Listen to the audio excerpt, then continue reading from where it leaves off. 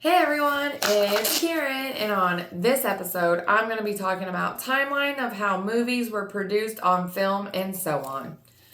What I mean and so on, what I'm meaning is movies weren't all, they were created on film, and you have like DVDs and stuff like, or VHSs, sorry. VHSs, then DVDs. Let me get it together, shall I? But yeah, let's dive right into this. From the invention of motion photography in the late 19th century to the rise of digital filmmaking in the 21st, movie production on film evolved through a series of key technology advancements. This timeline covers the major events that shaped how movies were made and experienced.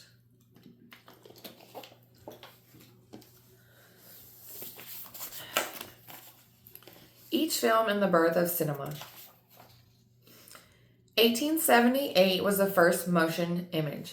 Photographer Edwin Muybridge uses a row of still cameras with trip wires to capture a horse in motion, creating the first sequence of sequential photographs of a moving object.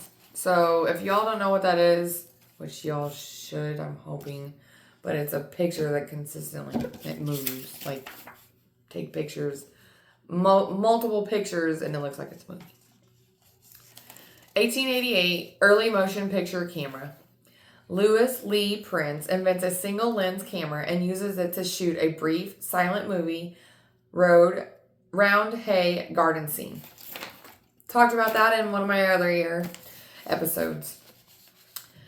1890, the Kinematograph, working for Thomas Edison, William Kennedy Dickens devised the Kinematograph, one of the first practical motion picture cameras. His team also creates the kinetoscope, a peephole device for viewing the results films individually. 1895, public projection. The Lumière brothers in France created the cinematograph, a portable device that functions as a camera, a printer, and a projector.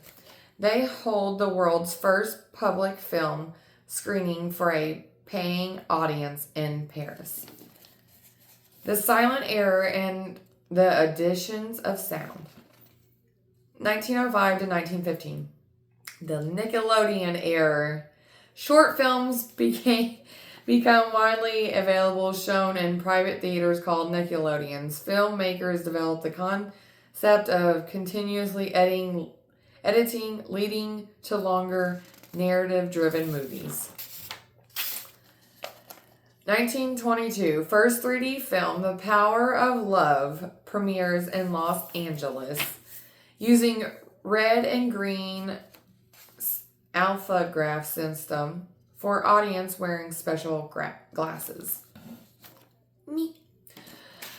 I can't watch 3D movies to save my soul, life, spirit, anything.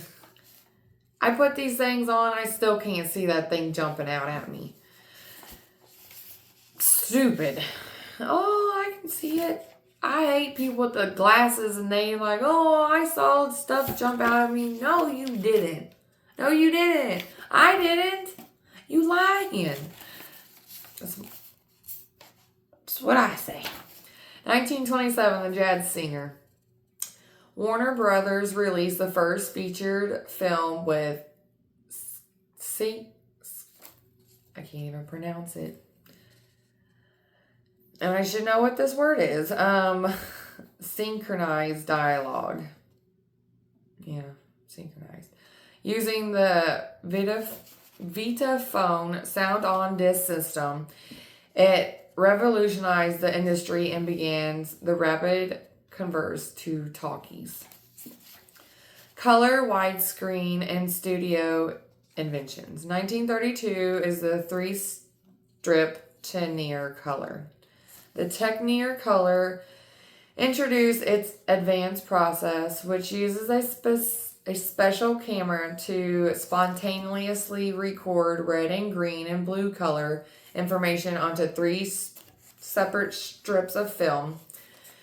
This allows for rich naturalist colors, and it is used for the classics The Wizard of Oz 1939.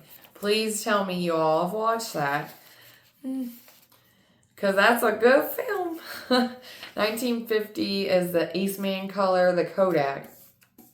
Introduced a more economically single strip color film. This new monopack system ultimately replaces the more complex 3-strip Technicolor process for most filmmakers. 1952 is the rise of widescreen. Thank you. Thank you for widescreen. Telling you, so complete. If you don't, the only reason why I'm doing that is because you try watching a movie that's not.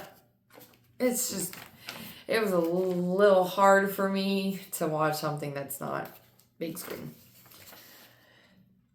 To compete with television, the film industries began experimenting with widescreen format. This is cinematic project with 3 synchronized cameras and projectors is shown on massive curved screens. 1953 is the cinematic scope. The 20th century Fox popularized wide screens with the cinematic scoop format. This lens compresses a wide image onto a standard 35 mm frame, which is then projected using a special lens that stretches the picture back out. The transition of digital.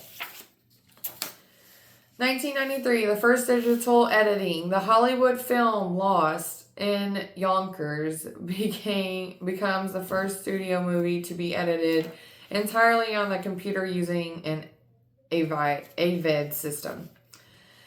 1999, digital projection. Star Wars Episode 1. The Phantom Menace becomes the first major motion picture to be largely shot on digital camera and projected digitally in the theaters.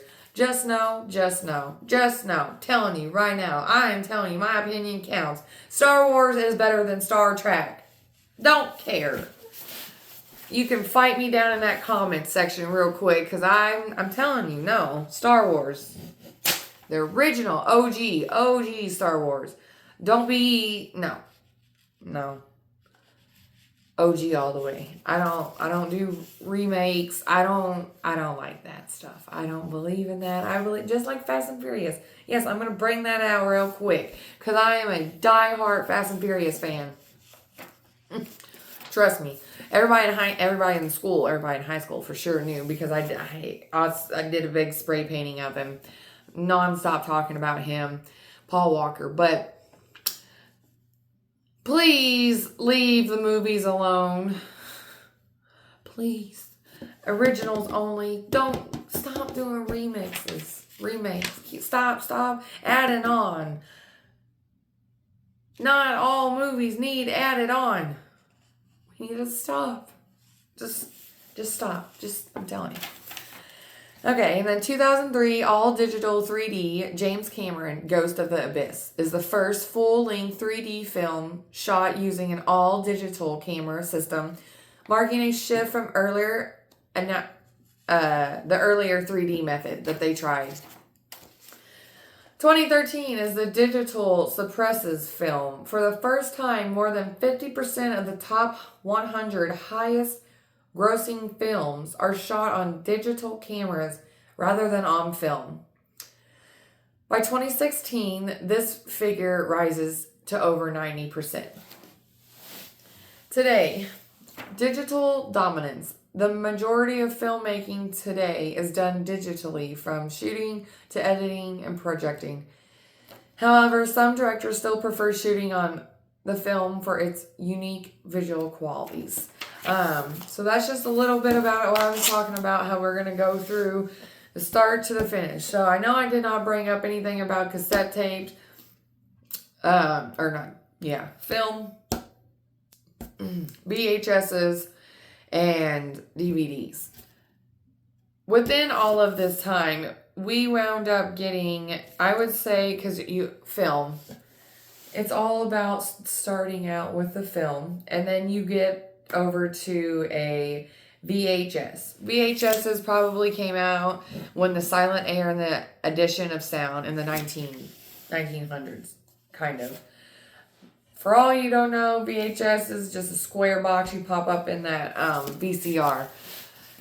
Then they came to DVDs, which is now going to be in the early 2000 era. That was DVDs. It literally just looks like a circle disc with a picture of the film on it. So that was a little bit background of all of that. And then I hope that you all learned something, because I know I for sure did. I do every single time. Thank you all for joining me, and I hope that you have a good rest of your day, and catch me on my next episode.